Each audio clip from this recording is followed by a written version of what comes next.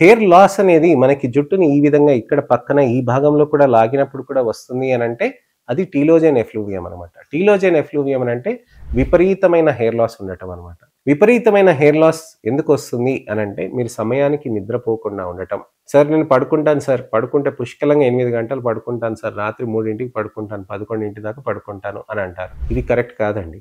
9:30, 10 మీరు పడుకోవాల్సిన అవసరం ఉంటుంది. ఆ టైంలో పడుకుంటేనే మీకు 1 గంట, 2కి కొన్ని హార్మోన్స్ అనేటివి రిలీజ్ అవుతాయి.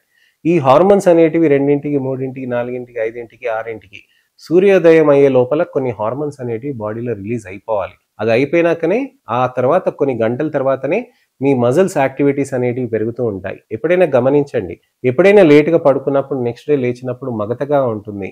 మీకు అంత ఈజీగా పని చేయలేరు. కాన్సంట్రేట్ చేయలేరు. మీరు అంత ఫాస్ట్‌గా చేయలేరు. ఇవన్నీ ప్రాబ్లమ్స్ ఉంటాయన్నమాట. సో, ఆ ప్రాబ్లమ్ అనేది ఎందుకొస్తుందనంటే ఆ హార్మోన్స్ అనేటివి డిస్టర్బ్ అవుతూ ఉంటాయి కాబట్టి స్ట్రెస్ హార్మోన్స్‌గా మారిపోతూ ఉంటాయి. అది ఒక్క రోజుకే కాదండి. కొన్ని సంవత్సరాల పాటు మీరు చేస్తున్న దానికి విపరీతమైన లైఫ్ స్టైల్ మార్పులు చేయటంతోటి, ఆహారం న్యూట్రిషన్ పరంగా తీసుకోకుండా ఉండటంతోటి ఇవన్నీ విపరీతంగా మారిపోతూ ఉంటాయండి.